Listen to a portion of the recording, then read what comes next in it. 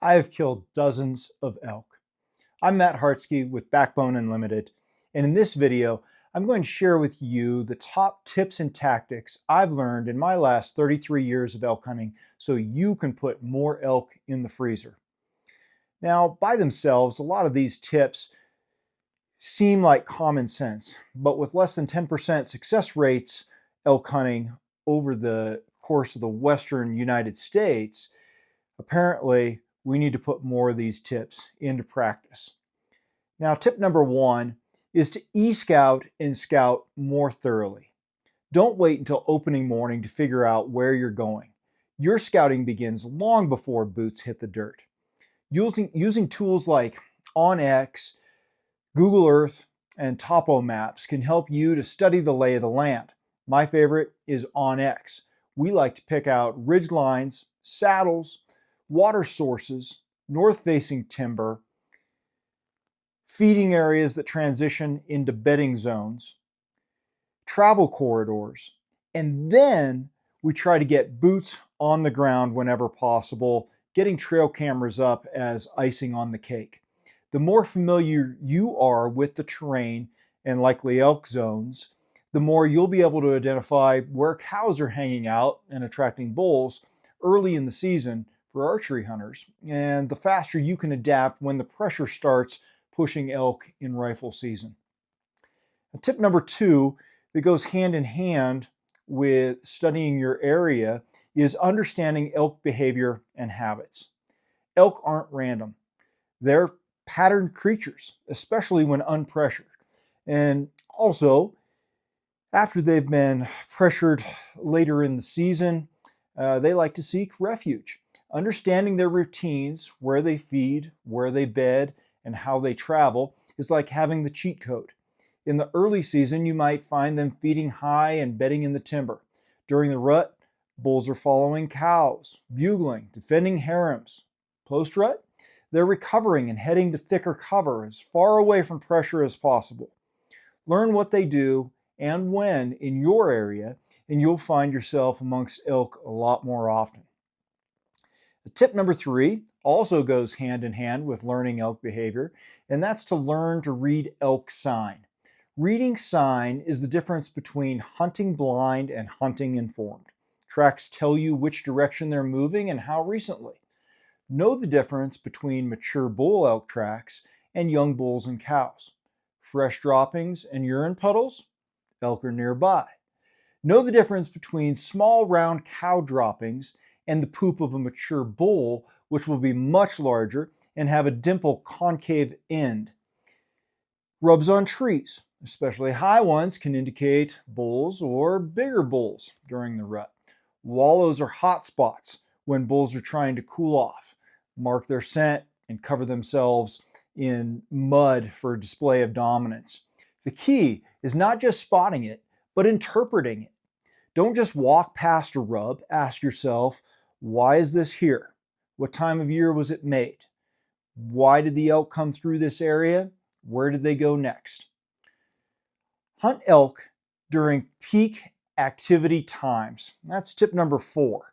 Elk are most active at first light and last light. If you're still sipping coffee when the sun comes up, you're already late.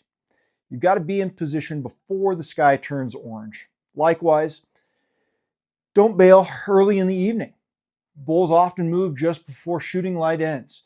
If you're going to be successful, you need to grind through the slow hours to capitalize on active windows. Early in, late out. That's how tags get punched. Tip number five is practice shooting proficiency. While the prior tips were all about finding elk, knowing elk, learning their behaviors and patterns, when it comes down to it, shooting proficiency has to be one of the most important things that you can take care of, and oftentimes comes as something that we take for granted and don't put enough time into. And so there's so many variables, so many things that can go wrong when it comes down to the moment, that when that bull steps out, there won't be time for a practice round. Whether you're shooting a bow or a rifle, you've got to be dialed. And not just from the bench at the range. Practice from kneeling, seated, uphill, downhill, with your heart pounding and your your breath short.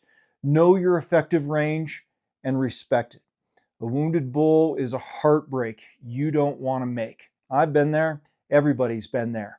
But you want to try to get so proficient that it's second nature. Because when the adrenaline hits, your preparation is the only thing that's going to keep your aim steady.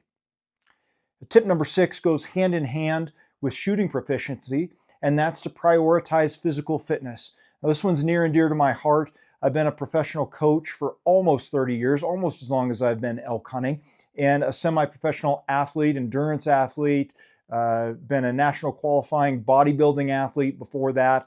But even with that background, I've found myself lacking in the backcountry, not having the confidence to get as deep as I could have or should have, and which would have really improved my odds of success. Now, elk live in steep, unforgiving country, and they don't care if your legs are burning or your lungs are gasping for air. You want to get to them, you're going to have to be ready. Trail miles, elevation, and pack outs are no joke. Pre-season, you've got to train like your success depends on it, because it does. Hit the weights, do the cardio, hike with a weighted pack. The more fit you are, the more ground you'll cover, and the better decisions you're going to make when it matters most. Elk hunting isn't just a hunt, it's a physical test. Tip number 7, which goes hand in hand with being physical fit, is be prepared to venture far from roads. Again, elk's success rates are pretty low across the West, and that's because they don't hang out typically by the trailhead, unless they're rookies too. When the shooting starts, they push deep. The guys who fill tags are often the ones willing to go where others won't. That means leaving the roads behind and committing to hard miles. If you want solitude and elk, you have to go remote. Build your legs. Prepare your body and mind for long days and sore feet. And don't be afraid to bivvy hunt or spike camp. Deep country equals higher odds, but you have to be ready for it. Now, tip number 8 is to stay mobile and cover ground. If you're not seeing sign, move. Don't waste a full day in dead country hoping things will change. Elk are always somewhere in your area, and you're not married to one ridge. Be smart, but don't be static. Covering ground doesn't always mean hiking miles. It means adapting quickly. Check drainages, move, check different glassing knobs, relocate midday if needed. Elk hunting rewards persistence and oftentimes motion to get to where they are or where they're going. Tip number 9 is to utilize glassing from vantage points. Eyes before legs is the motto. Instead of bulldozing through country hoping to bump into elk, get high and glass. Find a vantage point overlooking likely bedding areas, feeding areas, transition areas. Use quality optics and take your time. You'll not only spot more elk, but you also learn how they move and where they go first light, when pressured, last light, when they're hungry, when there's other elk around. A good morning behind the glass can set up an entire day of strategic stalking or learning where you want to be for an ambush the next day. This bottom bull here, for instance, I had found him later in the season, had some opportunities at some bigger bulls, didn't work out in archery all the way until the end of rifle, and it was time to make it happen. And the second to last day, I had to hunt. I saw this bull feeding on a grassy knob, and he had worked his way down into some timber, and I finally made a play on him. It took me over an hour to get there, and I just couldn't find him. I'd seen where he'd gone up a ridge up into his bedding area, didn't want to pressure him. So the next morning, I got in there, assuming there was a good chance he might do the same thing because he hadn't been pressured for a few days at least. And I got in there. Sure enough, he tried to make the same play. I was there waiting on him, and that was that. So it really paid off glassing the day before, seeing where he'd come from and where he'd gone. Now, tip number 10 is to develop effective calling techniques, especially for archery hunters. Calling elk is both an art and a science. Blow the wrong call at the wrong time, and that bull will ghost you. But play it right, and you might bring him charging in. Learn the difference between location bugles, challenge bugles, cow mews, and possibly estrus calls. Practice until they're second nature.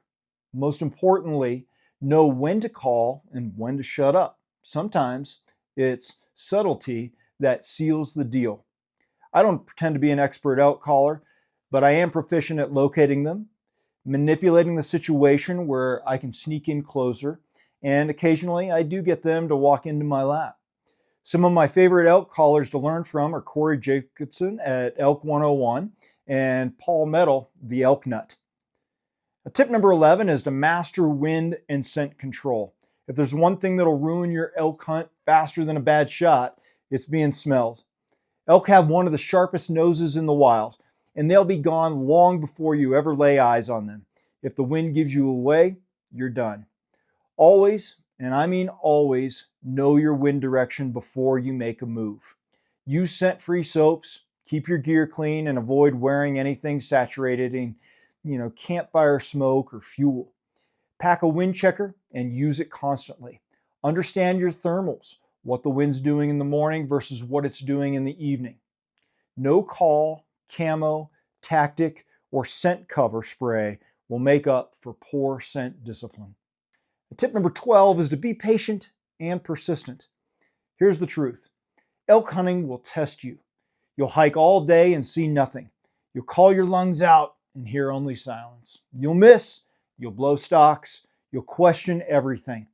But the ones who keep showing up, the ones who get back in the game after every failure, they're the ones who punch tags. Elk don't care if it's your 10th day or your first. Patience and persistence are the unsung skills of the successful elk hunter. Stay in the game and stay positive.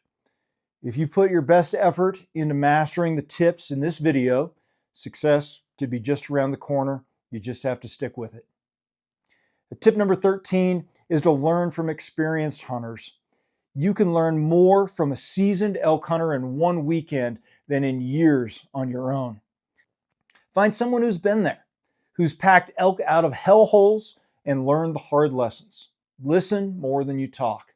Ask questions. Offer to help on their hunts. The knowledge transfer is priceless. And even if you're a few seasons deep, keep learning. The best hunters stay students of the craft. Success leaves clues. Don't be too proud to follow them. Even after 33 years, I'm constantly watching videos, listening to podcasts, and reading articles from successful elk hunters to add more tools to my kit. What seems to be most valuable are the stories of both success and failure that help give me more situational knowledge, because there are no one-size-fits-all elk hunting scenarios. Now, our last tip, tip number 14, is to reflect and adapt after each hunt. That's not just after each season, but after every day that you spend out there chasing elk. Every hunt, whether it ends in meat or a tag sandwich. It's a chance to level up. When the season ends or the day ends, review everything. What worked? What didn't? Where were the elk and why? What gear failed you? What moment caught you off guard? Write it down, study it, own your mistakes, build off the losses and the wins. This reflection is how you go from hopeful to consistently deadly. The mountain is a great teacher, but only if you're willing to be a humble student. There you have it. 14 of the most critical tips for becoming a more effective elk hunter. If you made it this far, you're not here to dabble. You're here to get better. And that's what Backbone Unlimited is all about. Relentless living in the wild and in life. Whether you're listening to this episode as a podcast or watching on YouTube, if you found value, please leave a like, leave a review, subscribe, and share this episode with a hunting buddy. And let me know in the comments which tip hit home for you or what you'd add from your own experience. Thanks for watching, and all the best.